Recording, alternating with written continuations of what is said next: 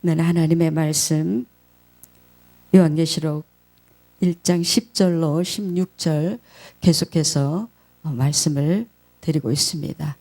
사도 요한께서 반모섬의 유배 중에 주의 날에 성령의 감동이 되어서 자기 뒤에서 나팔 소리 같은 큰 음성이 들리는 그 소리를 듣고 예수 그리스도의 그 말씀, 즉 나팔 소리 같은 그 말씀이 말씀하시기를 내가 보는 것을 두루마리에 써서 에베소, 서머나, 버가모, 두아디라, 사대, 빌라델비아, 라오디아 교회 7교회에 보내라.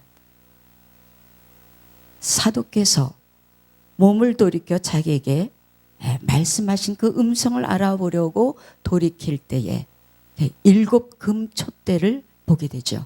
그래서 7 금촛대 사이에 인자 같은 이가 발에 끌리는 옷을 입고 가슴에 금띠를 띠고 머리와 털의 희기가 양털 같고 눈 같으며 그의 눈은 불꽃 같고 그의 발은 풀무불에 단련한 빛난 주석 같고 그의 음성은 많은 물소리 같으며 그의 손에 오른손에 7별이 있고 그의 입에서 좌우에 날선검이 나오고 그의 얼굴은 해가 힘있게 비치는 것 같더라. 이러한 그 모습을 보셨죠. 그래서 오늘은 많은 물소리, 예수 그리스도의 그 형상 가운데서 보여지는 예수 그리스도의 그 음성에 대해서 오늘 잠시 말씀을 나누겠습니다. 여기 그 영어로 보면 러싱 워터라고 해가지고 러싱은 굉장히 그 많은 걸 얘기하고요. 우리가 러시아어라고 그렇게 얘기를 하고 있잖아요. 차들이 그냥 그 길거리에 주차장이 돼서 더 이상 진전하지 못할 정도로 꽉 들어찬 그런 모습. 예수 그리스도의 그 음성이 뭐 정말 그 많은 물소리 같은데 그 물소리를 우리가 한번 연상을 해보면은요, 폭포수와 같지 않을까 그렇게 생각을 해봤습니다. 폭포수가요 떨어지는데 그 아주 먼 거리서부터 이 폭포수의 소리가 굉장히 크게 들리는 것을 알 수 있습니다. 폭포수가 높으면 높을수록 그리고 밑에 부딪히는 그 어떤 그 물체가 있으면 많으면 많을수록 그 소리가 더 크고 웅장한 것 같아요. 제가 몇 년 전에 그 나이아가라 폭포를 한번 가본 적이 있습니다. 제 딸아이가 이제 한번 거기를 가자 해서 같이 갔었거든요. 그런데 그 폭포를 가기도 한 1km도 더 멀리서부터 그 소리가 요란하게 나는데요. 정말 웅장하더라고요. 한참 가니까 그때서 보이기 시작하는 거예요. 그래서 저희가 배를 타고 우비를 입고 그 가까운데 그러니까 폭포에 거의 근접을 해서 거의 가까이 들어갔습니다. 그런데 진짜 무섭더라고요. 그래서 야, 이게 어마어마하구나. 우리가 듣던 그런 그 폭포수가 얼마나 그 위력이 강한지 가서 보고서야 그 실제를 느끼게 됐던 것을 알 수 있습니다. 옆에 있는 사람의 소리가 들리질 않아요. 얼마나 소리가 큰지. 많은 물소리라는 것이 이런 폭포수 같은 그런 주님의 음성이다. 주님의 음성이 육신으로 들리는 그런 폭포수라는 것이 아니겠죠. 영적으로 들려오는 그 말씀. 우리가 거절할 수 없고 거부할 수 없는. 그래서 그 말씀 앞에서 무릎을 꿇을 수밖에 없고 목숨을 다하여 순종할 수밖에 없는 절대적이고 확신에 차고 완전하신 주님의 음성입니다. 또 한 가지 우리가 유출해 볼 때 이건 아주 굉장히 급하게 흘러내려가는 강물과 같지 않은가. 그러니까 또 생각을 해봤습니다. 많은 물이 흘러내려갈 때 얼마나 큰 위력이 있는지 모릅니다. 거기 함부로 들어갔다가는 살아나올 자가 없죠. 그런 그 물살이 흘러내리는데 제가 그거를 또 저희 친구가 초청을 해가지고 미국에 한번 가서 그 강물을 봤는데 이게 콜로라도 강이더라고요. 콜로라도 강은 4개의 주로 흘러가면서 그 발원지가 저기 로키 산맥이라고 그러더라고요. 로키 산에서부터 흘러내리는 그 콜로라도 주를 통해서 거기서 흘러서 이게 4개 주를 거쳐 지나가는데 그게 키로로 따지면 2333km라고 하는 거예요. 그러니 얼마나 길게 강이 흐르는지, 그랜드 캐년 그 안에 계곡까지 그 물이 흘러가고 있더라고요. 그래서 과학자들이 이 강이 왜 이렇게 길게 오랫동안 그 2000km 이상을 흘러가는 비결이 무엇인가 하고 조사를 했다는 거예요. 근데 이 강은 다른 강들은 보통 그냥 이렇게 흐르다가 가지가 치면서 이렇게 살살 이렇게 해가지고 하면서 점점 흐려지면서 그 물살이 약해지는, 그래서 갈래갈래로 이렇게 나눠지는 그런 이제 보통은. 그런데 이 콜로라도 강은요 그게 아니에요. 이게 흘러가면서 계속 밑바닥을 파고 난대요. 막 파면서 간다는 거예요, 밑바닥을. 그래서 이 별명이 그 겸비의 강이다, 이렇게 이름을 붙였다 그래요. 이 강이 왜 이렇게 많은 4개 주를 지나가면서 이렇게 물을 공급하며 이렇게 긴 여정을 갈 수 있었는가 하면은 계속해서 자기 그 밑바닥을 계속해서 파면서, 그 물살이 세니까 파면서, 그러면서 또 물을 저장하고 더 깊이 파면서 계속해서 그렇게 흘러가고 있더라는 거예요. 그래서 하나님, 우리 구주 예수 그리스도의 이 많은 물소리 같은 이 생명의 그 물 같은 그 음성이 무엇을 대변하는, 그분의 그 진실하심과 그분의 그 겸비하심과 그분의 온전히 하나님께 순종하시는 정말 아름다운 그 모습, 그것이 오늘 우리에게 전해질 때에 그분의 음성에 우리가 가슴에 비수를 꽂는 것처럼, 또 우리의 두 귀가 울리는 것처럼, 절대적인 음성으로 우리가 순종할 수밖에 없었다라고 하는 그러한 묵상을 해보았습니다. 여기 마태복음 4장 23절에 예수님께서 공생애를 사시기 시작을 하시면서 온 갈릴리에 두루 다니시면서 그들의 회당에서 가르치시고 또 천국 복음을 전파하셨습니다. 그리고 그 백성 중에 모든 병든 것과 그리고 약한 것을 다 고치셨다, 그렇게 말씀했어요. 그런데 그 소문이 그 수리아라고 하는 여기 성경에 보면 수리아에 퍼졌다 그런 말씀이 있거든요. 근데 이 수리아는 그 갈릴리 북동쪽에 그 아람이라고 하는 그 나라입니다. 근데 거기에까지 소문이 퍼진 거예요.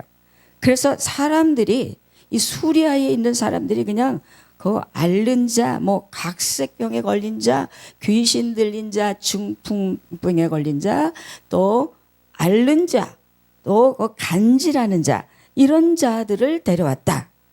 그런데 주님께서 그들을 또 다 고쳤다. 여기 성경에 그렇게 돼 있죠.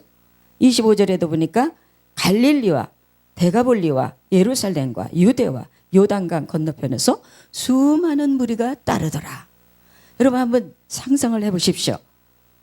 이스라엘 전역에서 지금 예수님의 소문에 대해서 이스라엘 땅 해봐야 우리나라 강원도 정도밖에 안 되니까 그 소문 순식간에 퍼지겠죠. 거기뿐만 아니라 아람이라는 나라까지 예수님에 대한 소문이 났어요. 그 당시에는 지금처럼 과학이나 의학이 발달되지 않았죠.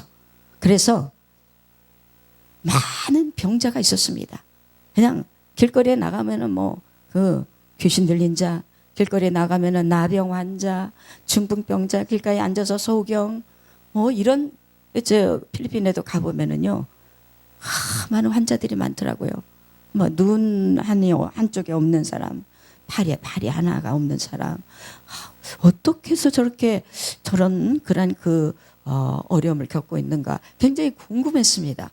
근데 이게 가난하고 어려운 그런 그 나라에서는 병을 제대로 치료할 수 없기 때문에 그런 환자들이 너무 많은 거야. 그러니 여기에 뭐 예수님이 나타나셨다고 하니까 말할 수 없는 사람들이 지금 예수님의 주위로 나오는 거예요. 그래서 5장 1절에 보니까 예수께서 무리를 보시고 산에 올라가 앉으시니 제자들이 나온지라. 예수님께서 이 많은, 아마 최소한으로 10,000명? 최소한이 10,000명일 것 같아요. 얼마나 많은 사람들이 몰려드는지 감당을 할 수가 없는 거예요.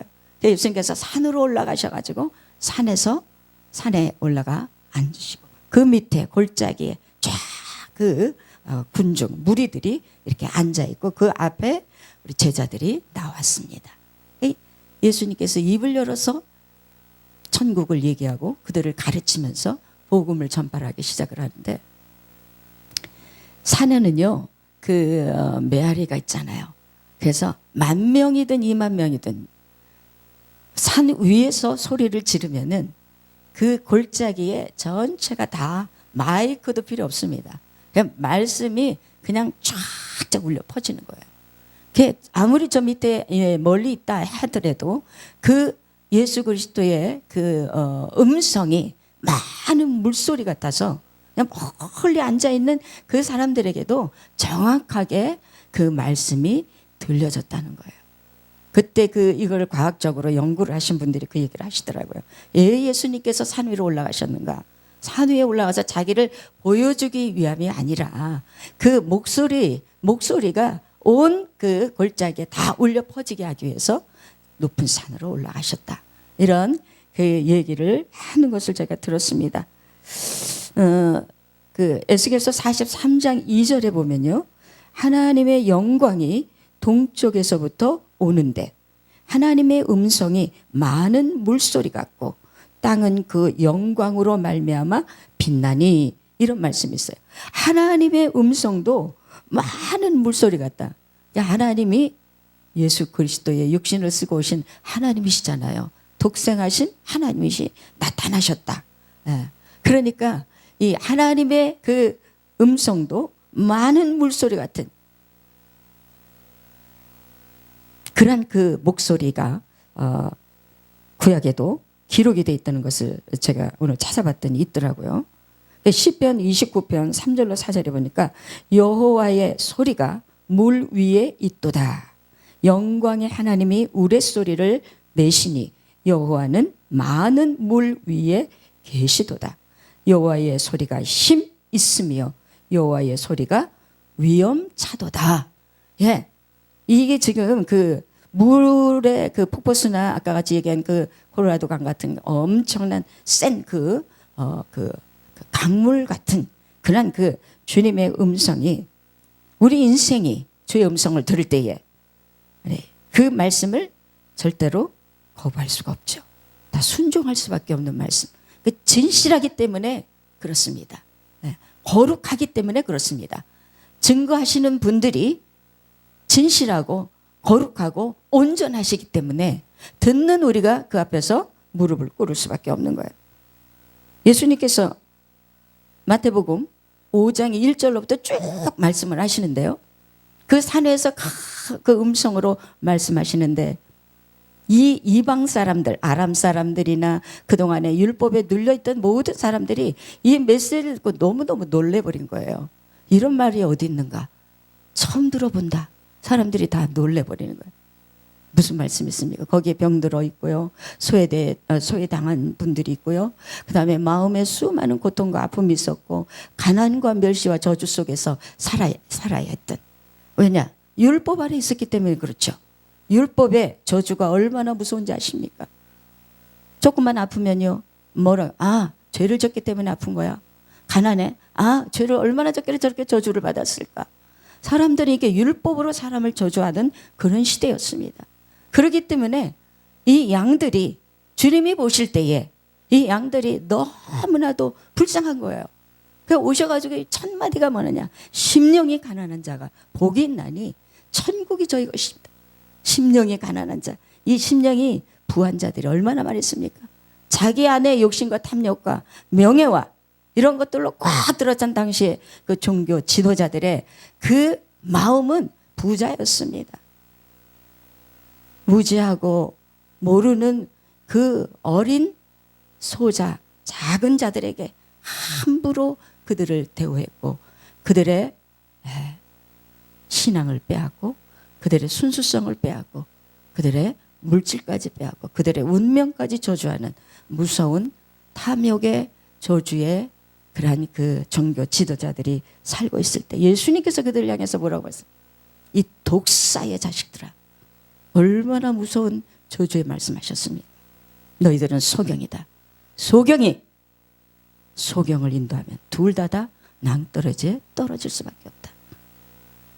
예수님의 말씀은요, 가혹하리만치 이 뱀들아, 독사의 자식들아, 사단아, 주님은 그렇게 책망을 하셨습니다. 예수님께서 말씀하십니다. 애통하는 자에게 복이 있나니 저희가 위로를 받을 것이요, 온유한자가 복이 있나니 저희가 땅을 기업으로 받을 것이요, 의를 위해 의에 목마르고 의에 줄이고 목마른 자에게 복이 있나니 그들이 배부를 것이다. 긍휼히 여기는 자는 복이 있나니 그들이 긍휼히 여김을 받을 것이요,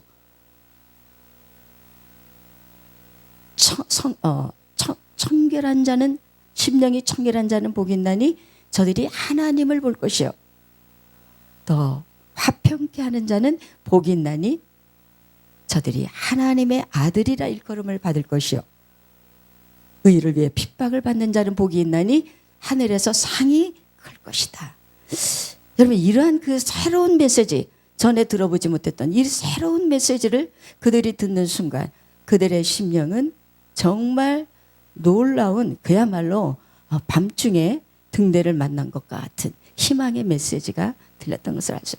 그것이 많은 물소리같이 그들의 마음을 요동치게 하고 그들의 마음을 역동시키고 그들을 새 소망으로, 소망의 메시지로 들음으로 인해 그들이 그 자리에서 벌떡벌떡 일어나는 거예요. 육체의 병도 고칠 뿐만 아니라 정신적인 병도 고치고요, 영적인 병도 고치게 됐어요.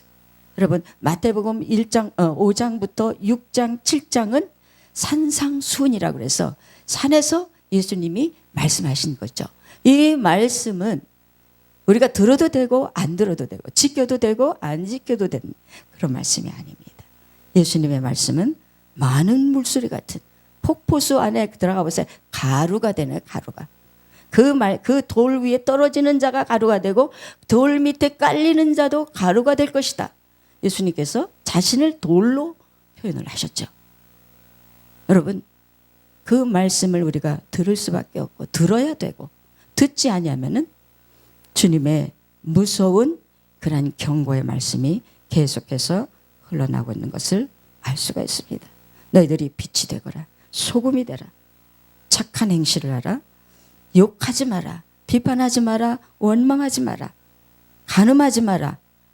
누구든지 내 눈이 실족하거나 내 손이 실족하면 눈을 빼든지 손을 잘라서, 두 손을 가지고 지옥에 가는 것과 두 눈을 가지고 지옥에 가는 것보다 한 눈을 가지고, 한 손을 가지고 천국에 가는 것이 낫지 않겠느냐. 하나님의 말씀 무섭습니다. 이것이 우리에게 주신 새 계명이에요.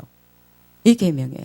그러니까 여자를 보고 음욕을 품기만 해도, 남자를 보고 음욕을 품기만 해도 이미 간음했다.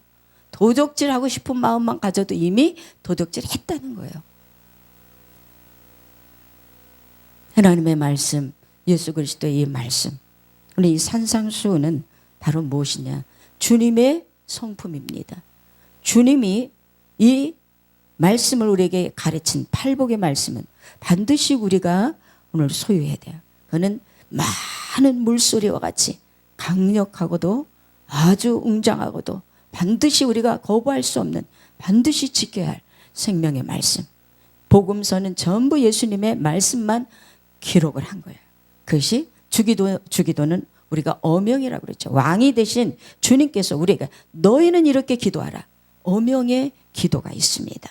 7장에 이렇게 주께서 오늘 우리에게 주시는 그 말씀은, 여러분, 성경의 복음서에 특별히 예수님께서 하신 말씀은 한마디도 우리가 이 말씀을 외면하거나 소리 여기거나 이건 안 지켜도 되겠지? 안 됩니다. 절대로 반드시 완전히 온전히 그 말씀에 순종해야만 우리가 주님을 만날 수가 있습니다. 할렐루야. 잘못 지켜도 주 앞에 용서를 구하고 또 시도하고 또 시도하고 계속해서 시도하며 가는 게 우리 인생의 여정이 바로 하나님 우리에게 주신 100년 또는 120년, 그 여정이 바로 우리가 예수님의 형상을 만들어가는 과정이에요. 다른 것이 그렇게 중요한 것이 아닙니다. 우리가 주님의 형상으로 우리 자신을 만들어가는 이것이 우리의 인생의 여정이고 우리가 가는 그 길이라는 거예요. 그러니까 주님을 우리 눈앞에 모델로 딱 모셔두고 제가 지금 계속해서 이게 자세히 천천히 이렇게 말씀을 드리는 이유는 바로 이 모습을 항상 여러분 묵상하시면서 내가 주님의 형상, 이 사도 요한이 본 그 나팔소리 같은 그 음성이 7교회의 이 모습을 내가 본 것을 써서 보내라 라고 하신 그 모습, 예수님의 그 모습을 우리는 정말로 중요시 여기고 그와 같이 변화되어지기를 위해서 우리가 늘 기도하며 우리가 우리의 인생의 삶을 부지런히 걸어가는 저와 여러분이 되시길 바랍니다. 기도하겠습니다.